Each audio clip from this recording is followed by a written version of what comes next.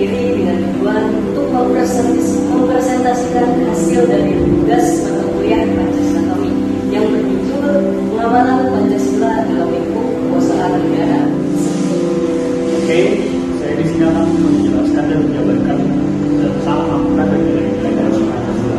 Yang pertama kita mulai dari sila yang pertama yaitu nilai ketuhanan. Nilai ketuhanan yang Maha Esa mengandung arti adanya pengakuan dan keyakinan bangsa terhadap adanya Tuhan pencipta alam semesta.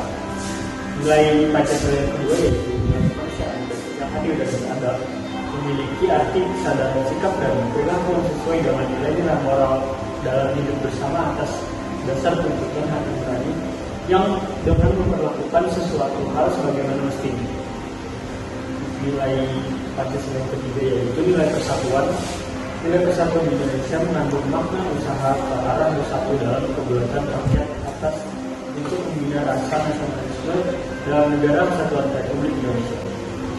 Nilai kerakyatan menjadi nilai yang keempat yaitu dengan dipimpin oleh kebijaksanaan dalam bermusyawarah dan perwakilan mengandung makna suatu pemerintahan dari rakyat oleh rakyat untuk rakyat dengan cara bermusyawarah mufakat melalui lembaga-lembaga perwakilan.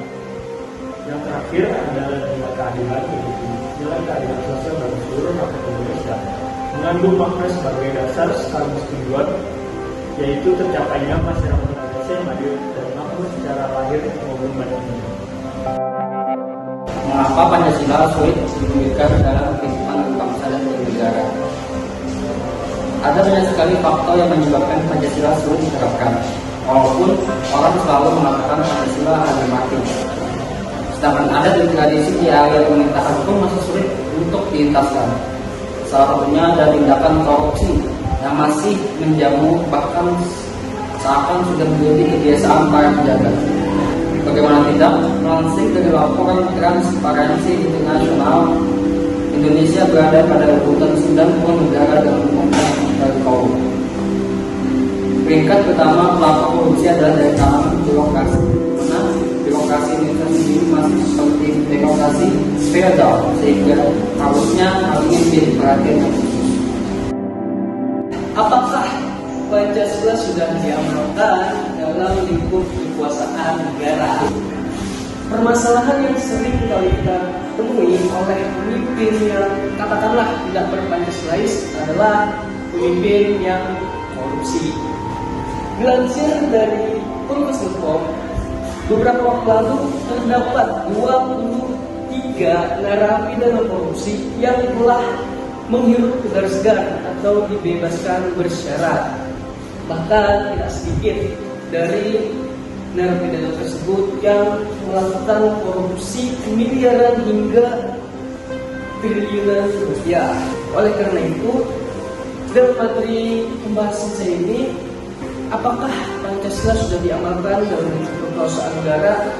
Saya pikir ya mungkin tidak, karena yang kita kemarin tadi, ketika banyak sekali pemimpin yang menyalahgunakan kekuasaannya, maka dapat disimpulkan bahwasanya Pancasila belum diamalkan dengan benar dalam lingkup kekuasaan tersebut. Selanjutnya yang berjudul mengapa Pancasila harus diamalkan dalam bentuk kekuasaan negara. Kenapa? Karena ada konsep yang namanya cita-cita Pancasila, sebagaimana yang harus kita laksanakan dan sudah dirintis dasar-dasar negara itu oleh Founding kita atau bapak pendiri bangsa kita. Harusnya gerakan negara Pancasila ini harus dilaksanakan mulai dari atas, mulai dari pemimpin, karena pemimpin adalah seni dalam kecakapan seorang untuk menghubungi, mempengaruhi, meyakinkan serta mengajak para anggota masyarakat agar melalui dinamika sosialnya mau menghayati nilai-nilai Pancasila. Jika bangsa Indonesia mampu memahami secara komprehensif nilai-nilai Pancasila tadi, Pancasila atau Indonesia mungkin akan menjadi negara maju dan tidak ada lagi kasus-kasus yang penyelewengan Pancasila. Bagaimana cara mengembalikan esensi dari nilai-nilai Pancasila dalam kekuasaan negara? Diperlukannya beberapa upaya agar Pancasila sebagai sumber segala hukum tidak hanya sebatas memiliki rumus, memahami hukum tetapi dapat diandalkan dalam sistem hukum. Terdapat dua upaya untuk itu, yaitu pertama, menjadikan Pancasila sebagai suatu aliran hukum. Pancasila sebagai suatu aliran hukum tentu kelak akan menghilangkan sistem pluralisme dalam berhukum, karena semakin plural atau beragam hukum yang ditetapkan maka semakin banyak pula kontradiksi yang terjadi antar sistem hukum. Kedua, mendudukkan Pancasila sebagai puncak hierarki peraturan.